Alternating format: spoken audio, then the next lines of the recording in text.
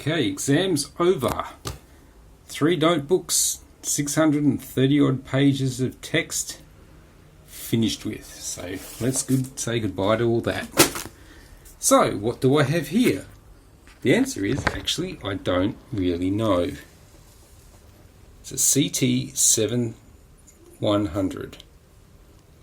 Now I bought this thinking that actually it's going to be very similar. When I downloaded the service manual, the mechanism looked almost exactly the same as the CT-7000, just a slightly more modern look, as you can see here. However, the manual I got was for something called a CT-730, and it was, like I said, basically looked the same as the CT-7000 that I've done actually 2 of those. The last one I didn't make any video or anything about that. I just fixed it up and sold it. So let's have a look in here, and we can see this goes in 2 directions, so it is not the same mech. And somewhere along here, as you can see, 3 motor Autoreverse direct drive. So this is going to be fun because I have absolutely no idea, and because of the aforementioned exam, basically I've had no time to look at this until actually right now. And I might be somewhat a little worse for the wear right now.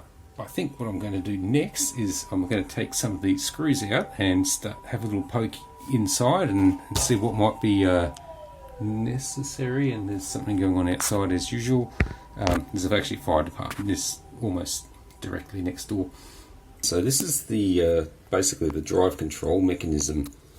So the problem that we had here was obviously that when the belt had failed and turned into its nice mushy goo, it's all over this. I've got a photo which I promise I will actually put on the video this time, so that you can have a look at what we were dealing with.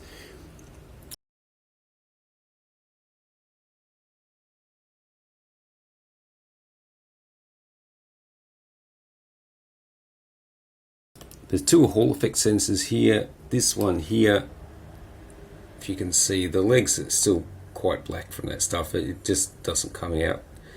I haven't been able to get any more off, but I think at the moment it's all fine.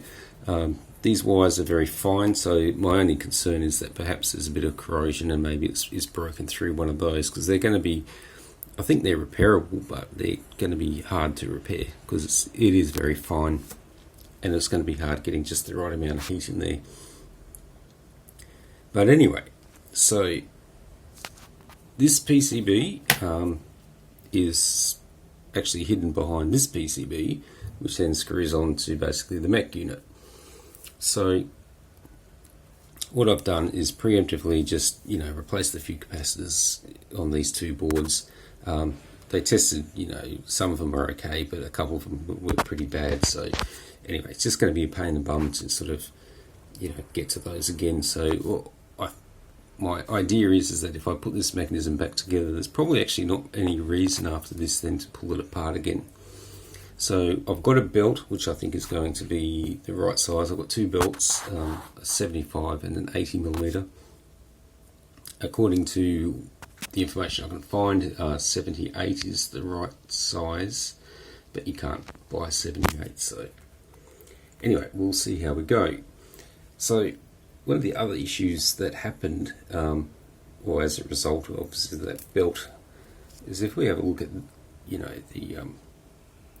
this main motor flywheel, you can see there's a little bit of pitting from where that rubber's just been sitting on the surface, and